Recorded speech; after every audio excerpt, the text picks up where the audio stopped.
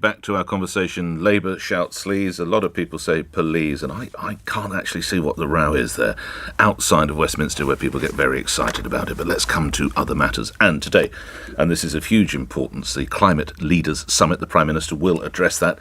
And in a glimpse of what we'll hear, these aren't his direct words, but he will push the theme that the world must turn the tide on climate change or be remembered as the generation that sold out the planet. Goodness me, strong words. Business and Energy Secretary Kwasi Kwarteng joins me now. Can you give us a little more background to what we will hear from the Prime Minister later today? Secretary of State, good morning.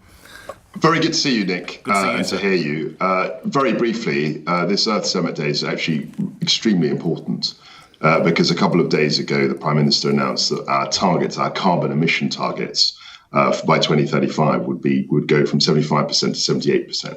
And what that means is that we use 1990 as a base year. So you look at the carbon emissions we had in 1990, and we're trying to reduce them down effectively to zero. And we're hoping to reach a 78% reduction from 1990 levels of carbon emissions by 2035. I'd hasten to add that today, in 2021, in Britain, we've reduced our carbon emissions from 1990 by 45%. So it's a journey that we've already embarked on, and now we need to just get more pace and more focus in trying to hit the target. And what the Prime Minister will be doing today is really encouraging other leaders and other countries to set ambitious carbon reduction targets. Secretary of State, what do you and others, and indeed Prime Ministers and leaders, do to ensure this isn't just a lot of hot air? How can you ensure direct action comes as a result of all these people getting together? Secretary of State. I think that's really tricky, Nick. But what I always say about this, and I'm an optimist, as you know, is that we've actually done a lot of the heavy lifting. I mean, we've got still a huge way to go, but this isn't something that we've just started 2 days ago or a week ago. As I said, since 1990, we've reduced our carbon emissions in the UK by 45%. And the way we've done that, in particular, is we've taken things like coal off the power grid. I mean, you and I, dare I say, are old enough to remember coal being a huge part of our national life, a huge part of our power, and it was a big part of our economy and our politics. Even as early, or rather as late as 2012, 40% of our electricity was coming from coal power. And today, that's only 2%. So we're already making changes that are reducing carbon emissions. The other area, if we look at transport, is very notable. Electric vehicles, we're seeing them springing up all over the place. There's huge consumer interest in electric vehicles. And I think if that continues, again, we can reduce carbon emissions. So a lot of the things that we need to do are already happening. The challenge is to do more of it.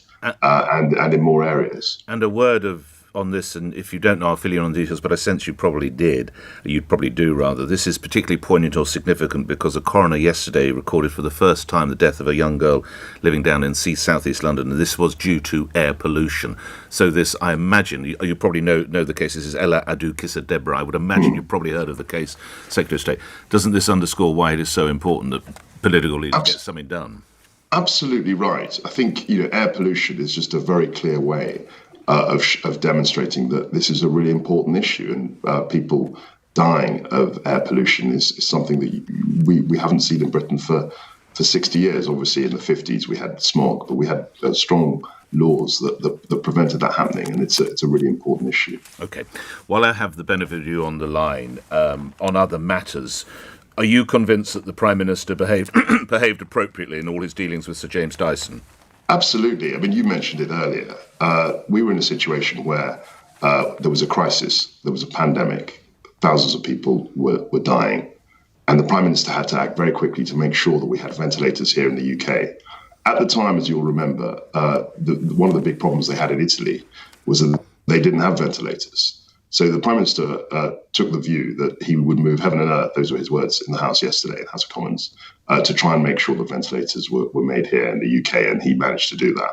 And he would do it the same again. I was very interested also, Nick, to hear Tony Blair say that he essentially would have done the same thing. He didn't see what the issue was about. And I understand that one of Labour's shadow ministers herself said that Keir Starmer would have done the same thing. So I think it's very odd to say on the one hand that they would have done the same thing as if they'd been in office. But at the same time, it's somehow an issue of sleaze. I don't understand. But are you concerned that it would appear a lot of businessmen and women seem to have access to the Prime Minister through his mobile phone number? Do you hand your number out regularly to business people that you meet? Are you more cautious? How would you describe that, Secretary of State? Nick, I think one of the things in a democracy that we have to be is very accessible to people who are employing people, all people. I mean, constituents contact me on my mobile phone number.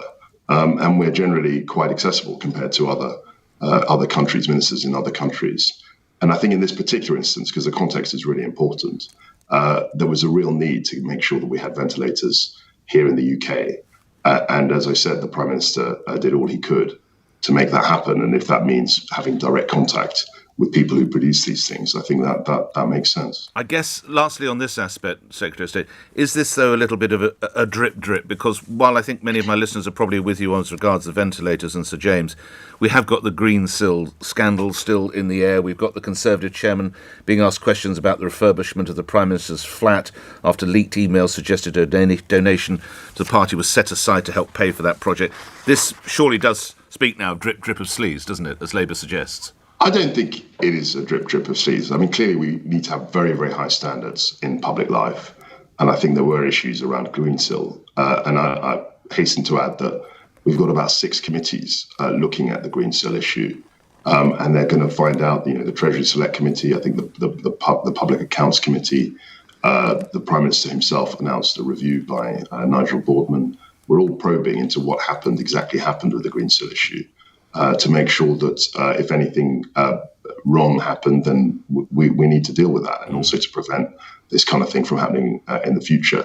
I think, in Britain we do have high standards in public life, but of course we can always try and make an improvement. And I'm very pleased to see that the Prime Minister has gripped this issue, this Greensill issue, and we're looking at a review. How many approaches did David Cameron make to you, Secretary of State? He made none to me. I've made this public in the select committee. I don't feel left out. There's no need to be so angry about it. There's nothing I can do. I'm very sorry for you. To be fair to him, I wasn't the Secretary of State at the time. I was, so I don't know what approaches he's made. We looked at this within bays within this department, and there've been no contacts as far as I can see. And a bit of a grim one on which to end, Secretary of State. Noting your business secretary, I would imagine you've had sight of a campaign that's been running in the Daily Mail about the limit of people who are able to attend funerals. And they make a very valid point that, tragically, there could be another 80,000 or so cremations or burials between now and June 21st. You'll know that's one of your key dates in the government's roadmap. And a lot of charities and others are saying that the 30-person limit on mourners is just too draconian, Secretary of State. And indeed, we witnessed it and the sad events on Saturday where the royal family obviously observed it with the Duke of Edinburgh. It's a very powerful story. Don't ruin final farewells. Secretary of State, is this something you're aware of? Is this something you're going to look at? Is it something you're going to take action on? Kwasi Kwarteng. Look, it was a very difficult issue, Nick. And as you remember on Saturday, I thought that procession, that ceremony was conducted with such grace and dignity. But clearly, yes, it's a very difficult thing to say goodbye to loved ones in a very restricted environment. But we do have a duty to make sure that the virus is suppressed as far as we can make it. And I think we're making progress on that.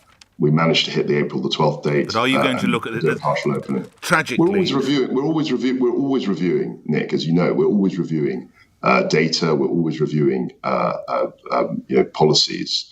But I think it's very important that we hit those dates and we stick to those dates. So you won't relax. So thousands of people can go to the FA Cup semi-final. Thousands can attend the Crucible Sheffield to watch the snooker. I could get on an aeroplane and sit next to somebody I know with due tests and all of that who I've never met before in my life, and I can sit in a pub garden with someone behind me who I've never met. But I can't go to my auntie's funeral. Explain how that works. So, well, you can if you're one of the 30. But let's say I'm an extended family and I'm 31. Let's put that straight. But all these rules, there are always going to be people who question some of the rules. You and I know each other well. This doesn't add up, mate. This doesn't add up. You can go in a pub garden. You can have a Scotch egg behind someone you've never met in your life. You can go and watch the snooker or the football alongside people, but you can't say goodbye to Auntie. Kwasi, mate. This is wrong. Come on. It's restricted to 30 people, Nick. And there are rules. We have to suppress the virus. You won't review that now? You won't look at it now? We're always looking at the rules. You know that's how that works. People are always looking at data within government and seeing where we are. But I think it was very important that we're consistent and that we hit the dates as we said. And the one thing that you would blame me for is if we relax rules and then for whatever reason the coronavirus spiked and we had to, God forbid, go into lockdown. That would be a disaster, and you would rightly be lambasting me on your show. Grateful for your time as ever. Thank you, Kwasi Kwarteng, Business, Energy and Industrial Strategy Secretary, talking about that all-important summit. It's 1 minute after 8. News on LBC with Thomas Watts. On your radio, on Global Player, and Play LBC. Leading Britain's conversation. This is LBC. From Global's newsroom at 8 o'clock. World leaders will meet later for a virtual summit aimed at securing new commitments on climate change. President Biden, who is hosting the meeting, is expected to pledge to at least halve US greenhouse gas emissions by the end of the decade. The US announced a commitment to cut emissions by